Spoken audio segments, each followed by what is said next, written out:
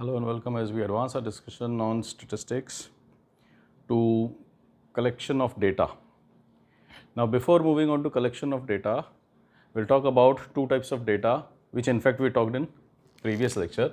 The two types of data are secondary data and primary data. Now before we can move on to collection of data, we talked about secondary data and primary data. Secondary data is data that was collected by someone else that I may go ahead and use. Secondary data is data collected by someone else for his own research, data collected by some research agency, data published by some business family, data published by some government agency, government ministry. When they have published that data, then it becomes a secondary data for me. जैसे कि अगर मैं बाहर जाकर के सबसे पूछता हूँ कि what is your house hold income, what is your literacy level, आपके घर में सबसे ज़्यादा कौन पढ़ा हुआ है, आपके घर में कितने जने पढ़े हुए हैं. If I go out and gather that data, then it becomes primary data. Well the very same data when collected by government and published through census. Census जिसको हम जानते हैं कि हर 10 साल के अंदर एक बार होता है. 91, 2001, 2011, अब फिर 2021 में होगा, 2021 में. तो सेंसस में जो गवर्नमेंट डेटा इकट्ठा करती है उसको अगर मैं यूज़ कर रहा हूँ तो वो मेरे लिए क्या बन गया? सेकेंडरी बन गया. For government it will be primary. अब यहाँ इंपॉर्टेंट बात, उन्हीं लोगों से अगर मैं जाके पूछ रहा हूँ मेरी रिसर्च के लिए, देन इट इज़ प्राइमरी. लेकिन उन्हीं लोगों से जब गवर्नमेंट ने पूछा और फिर गवर्नमेंट ने पब्लिश कर दिया कि ये सब हमने पूछा है, it becomes secondary for me. क्यों बन गया वो मेरे लिए सेकेंडरी? रीज़न बीइंग कि अब गवर्नमेंट ने किन पैरामीटर्स को पूछा, नहीं पूछा, किस सीक्वेंस में पूछा. कई बार ऐसा होता है कि जब सीक्वेंस ऑफ क्वेश्चंस होते हैं उसके कारण फ़र्क आ सकता है आंसर्स के अंदर. तो उन्होंने किस सीक्वेंस में पूछा, फिर हो सकता है गवर्नमेंट ने किस तरह से क्लासिफिकेशन किया. तो उन सब कारणों say that becomes secondary for me. हालांकि मैं भी वैसी ही इन्फॉर्मेशन लेने वाला हूँ, उन्हीं लोगों से उनके हाउस होल्ड इनकम पूछने वाला हूँ, उनकी लिटरेसी लेवल पूछने वाला हूँ. लेकिन क्योंकि वो गवर्नमेंट ने इकट्ठा किया है, किसी और एजेंसी ने इकट्ठा किया है, तो वो मेरे लिए क्या बन गया? सेकेंडरी. क्योंकि वो एज इट इज़ यूज़ नहीं हो पाएगा. उसको मेरे को बहुत पहले तो समझना पड़ेगा कि इन्होंने क्या क्या चीज़ें पूछी थी, किन कंडीशंस में पूछी थी, इनका सैम्पलिंग मेथड क्या था. ओके, सेंसस तो सेंसस होता है, 100% पॉपुलेशन से होता है, लेकिन अगर किसी ने किसी सैंपल पे सर्वे किया है तो फिर क्या उनका सैम्पलिंग प्रोसीजर था. तो I need to understand all those things. Yes, I will get some information कि क्या डेटा है, कैसी इन्फॉर्मेशन है, कैसे स्टेटिस्टिक्स है, just by reading their paper, just by reading their thesis. But the problem is कि वो किसी और का डेटा है, उसके हिसाब से वो कस्टम फिट है, उसके हिसाब से उसको पता है कि वो डेटा कैसे रखना है, कैसे क्लासीफाई करना है. मेरे को थोड़ा सा समझना पड़ेगा, मेरे को थोड़ा सा कॉम्प्रोमाइज़ करना पड़ेगा. Just like the example we talk in last class, कि जब हम खुद अपने हिसाब से घर बनाते हैं तो हमारे को पता होता है कि कौन सा रूम बड़ा चाहिए, कौन सा छोटा चाहिए, पार्किंग कितनी बड़ी चाहिए, कि गार्डन कितना चाहते हैं हम. लेकिन जब हम किसी और के घर में जा कर के रहते हैं या किराए पर लेकर के रहते हैं घर, तो उसमें फिर हम ये सब अरेंजमेंट्स नहीं कर सकते हैं. यस, वही सारी फैसिलिटीज़ उस घर में भी होंगी. There be a parking, there be a garden, there be a drawing room, there be a bedroom, there be a kitchen, lobby होगी. लेकिन कहाँ पे कितनी बड़ी होगी, किस डायरेक्शन में होगी, कैसा उसका एलिवेशन होगा, इस पे हमारा कोई कंट्रोल नहीं है. तो we are getting same information, same comfort, but वो किसी और का डिज़ाइन किया हुआ है. तो ये तो हुई सेकेंडरी की बात. सेकेंडरी डेटा के सोर्सेज कैसे होते हैं? Published data. Obviously it has to be published data. Published data by whom?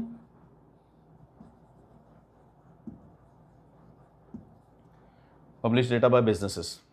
Businesses अपना डेटा रिलीज करते रहते हैं फ्रॉम टाइम टू टाइम. कैसे? क्वार्टरली डेटा रिलीज कर देंगे, एनुअल डेटा रिलीज कर देंगे, which they are bound by law. तो उनको वो रिलीज भी करना पड़ता है, क्योंकि जो सारे स्टेक होल्डर्स हैं, जो हम हैं, जहाँ जिस एनवायरनमेंट में वो ऑपरेट कर रहे हैं, जिस सोसाइटी में वो ऑपरेट कर रहे हैं, जिन लोगों को वो प्रोडक्ट बेच रहे हैं, they are interested in knowing the health of business. तो वो उनको रिलीज करना पड़ता है. तो जो भी बिजनेस ने अपना डेटा पब्लिश किया है, वो पीछे की सेल्स का हो सकता है, वो अपनी बैलेंस शीट्स हो सकती हैं, जिस तरह का भी डेटा वो है. तो publish data from businesses. Then research agencies.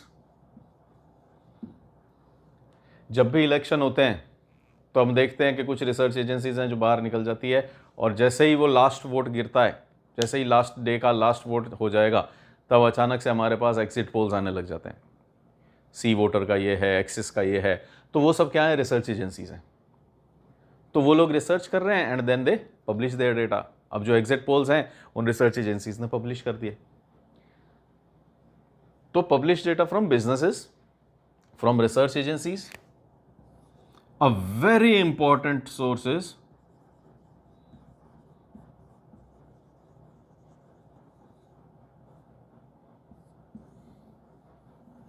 this is the most important and most reliable source of secondary data, research journals. research journals क्या होते हैं? हम मैगजीन्स लेते हैं, उसमें आर्टिकल्स आते हैं। उन मैगजीन्स में जो आर्टिकल्स आते हैं वो एडिटर का ओपिनियन होते हैं। एडिटर को ऐसा लगता है कि ऐसा हो रहा है या ऐसा होना चाहिए। एडिटर ने सोसाइटी के अंदर एक चीज़ देखी and he felt this way. Editor felt कि वो मूवी कैसी है, उसका अपना ओपिनियन है। जो क्रिटिक्स होते हैं, मूवी क्रिटिक्स, उनके ओपिनियंस आते हैं। तो जो मैगजीन्स हैं, फिल्म मैगजीन्स हैं या दूसरी भी मैगजीन्स हैं, वो भले आपकी वीक हो, इंडिया टुडे हो, कोई भी हो, तो उन सब के अंदर जो ओपिनियंस आते हैं वो एक इंडिविजुअल के ओपिनियंस होते हैं। तो वहाँ पे भी आर्टिकल्स हैं, लेकिन रिसर्च जर्नल में क्या होता है, दूसरी तरह के आर्टिकल्स होते हैं। वो इस तरह के आर्टिकल्स होते हैं कि अगर मेरा एक ओपिनियन है तो पहली बात तो ये है कि मेरा ओपिनियन मेरे को प्रूव करना पड़ेगा। सिर्फ मेरे को लगता है इसलिए ऐसा नहीं चलेगा। आई नीड टू प्रूव कि मेरा ओपिनियन लॉजिकल क्यों है। तो वो प्रूव कैसे करता हूँ मैं? डेटा की हेल्प से करता हूँ। तो आई गो आउट, कलेक्ट डेटा, और उस डेटा में मेरे को जो लगता है कि हाँ भाई ऐसा लग रहा है, तो फिर मैं उसको क्या करता हूँ, किसी भी जर्नल को भेज देता हूँ, रिसर्च जर्नल को, और वो लोग उस आर्टिकल को रिव्यू करवाते हैं। किससे रिव्यू कराएंगे? अब एक इंडिया टुडे के अंदर जो एक आर्टिकल छप गया, उसमें तो क्योंकि मैं एक बड़ा एडिटर हूँ, मैं एक बड़ा राइटर हूँ, मैं एक बड़ा ऑथर हूँ, मैंने वहाँ पे उनको कुछ भी लिख के दिया एंड दे पब्लिश इट।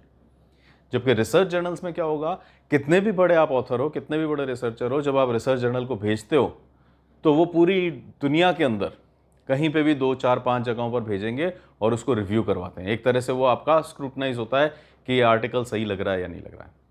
कैसे स्क्रूटनाइज होता है कि आपने जो मेथडोलॉजी बताई कि भाई मैंने इस तरह से रिसर्च की, इन लोगों से पूछा, इतने लोगों से पूछा, तो वो पूरी दुनिया भर के जो 5-7 जनों को भेजा गया है, वो सब जने ये देखेंगे कि हाँ सैम्पलिंग मेथड सही लगता है, इन्होंने जो स्टैटिस्टिक्स निकाली है वो भी ठीक लगती है, और ऐसी प्रॉब्लम के लिए ऐसी ही रिसर्च डिज़ाइन होनी चाहिए थी, ऐसा ही डेटा कलेक्शन होना चाहिए था। तो दे चेक योर रिसर्च पेपर। जैसे हम एग्जाम में एक कॉपी लिखते हैं और वो कोई एक जना चेक कर लेता है, हो सकता है उसने सही चेक किया, हो सकता है गलत चेक किया। बच्चों को हमेशा ही ये शिकायत रहती है कि मेरी कॉपी सही चेक नहीं हुई। कोई 97% वाला भी है तो उसके किसी एक सब्जेक्ट में जो 96 मार्क्स आए हैं, उसको भी यही दुख सता रहा होता है कि कॉपी सही से इवेल्युएट नहीं हुई। क्यों? क्योंकि वहाँ एक जने ने कॉपी इवेल्युएट कर दी। यहाँ पे क्रॉस ग्लोब जो इंटरनेशनल रिसर्च जर्नल्स होते हैं, इंटरनेशनल पब्लिकेशंस होते हैं, अलग अलग दुनिया के पार्ट्स के अंदर वो आर्टिकल भेजा जाएगा। वहाँ से वो जो दूसरे स्पेशलिस्ट हैं, जैसे मैं यहाँ पर एक काम कर रहा हूँ, वहाँ से कहीं और भी कोई काम कर रहा होगा, उसको भी भेजा जाएगा, उसको दूसरे को, तीसरे को, चौथे को भेजा जाएगा। जब वो सबको भेजा जाएगा एंड दे विल इवैल्यूएट, जिसको कि कहा जाता है पीर रिव्यू। हालांकि यहाँ पे this term is not required, peer review. Peer review क्या है कि जैसे मैं यहाँ एक रिसर्चर हूँ, वैसे ही जो दूसरी रिसर्चर्स हैं दूसरी पार्ट्स में, दूसरी कंट्रीज़ के अंदर, वो लोग मेरे आर्टिकल को रिव्यू करते हैं। एंड व्हेन दे से कि हाँ ये सही लग रहा है, हाँ ये सही लग रहा है, इसकी फाइंडिंग्स ठीक लग रही है, इसका डेटा कलेक्शन ठीक लग रहा है, तो 5-6 जने जब कहते हैं तब वो यहाँ पे जाकर के पब्लिश होता है। तो you can imagine the authenticity of that article. इसलिए सेकेंडरी सोर्सेज के लिए बेस्ट जो डेटा होता है, वो ये डेटा सोर्स होता है, वो ये होता है। इस केस में वी ऑलवेज नो कि विंडो ड्रेसिंग चल रही होगी। Research agencies we always know they are biased. जो इनके स्पॉन्सर्स होते हैं, जो इनको पैसा देते हैं, ये उसी को इलेक्शन जितवाते हैं। तो all these opinions can be biased, more often than not they definitely are biased. लेकिन रिसर्च जर्नल्स जो हैं, क्योंकि वो अनरिलेटेड पीपल के पास जाते हैं, ब्लाइंड रिव्यूड होते हैं, ब्लाइंड पीयर रिव्यूड। ब्लाइंड का मतलब कि किसी को पता नहीं है कि ये किसने लिखा है, तो वहाँ जो इवैल्यूएशन आ रहा है वो एकदम फेयर आ रहा है। क्यों? मेरे को नहीं पता कि ये किसने लिखा है, मैं तो जो इवैल्यूएशन कर रहा हूँ इस पेपर की मेरिट्स पे कर रहा हूँ कि हाँ भाई इसमें जो चीज़ें लिखी है कि डेटा कलेक्शन कैसे हुआ, कौन सी स्टैटिस्टिक्स ली, मीन, मीडियन, मोड के कौन से फॉर्मूले यूज़ हुए। हालांकि और भी ज़्यादा होते हैं, बट अपनी लेवल पे अगर हम समझें तो that is the idea behind research journals. तो you could go for publish data through business houses, research agencies, research journals के अंदर जा सकते हैं. Then there are magazines, then there are magazines and newspapers को यहां पर भी डाल देंगे.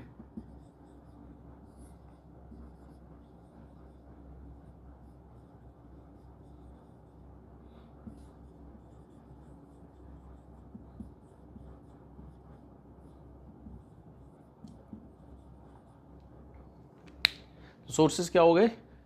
मैगजीन्स हो गई. मैगजीन्स में कई बार रिसर्च डेटा भी आता है. जैसे हमने इंडिया टुडे की बात की, द वीक की बात की, तो उनके अंदर भी बहुत बार रिसर्च डेटा आता है. दे कंडक्ट रिसर्च 1 महीना 2 महीने के टाइम फ्रेम के अंदर और फिर वो उसके रिसर्च के डेटा को पब्लिश करते हैं. It could be a secondary research also. हो सकता है वो यहाँ से बिजनेसेस के डेटा को लेकर के कंपैरिजन कर रहे हो कि इकोनॉमी की हेल्थ कैसी है, ऑटो सेक्टर की हेल्थ कैसी है.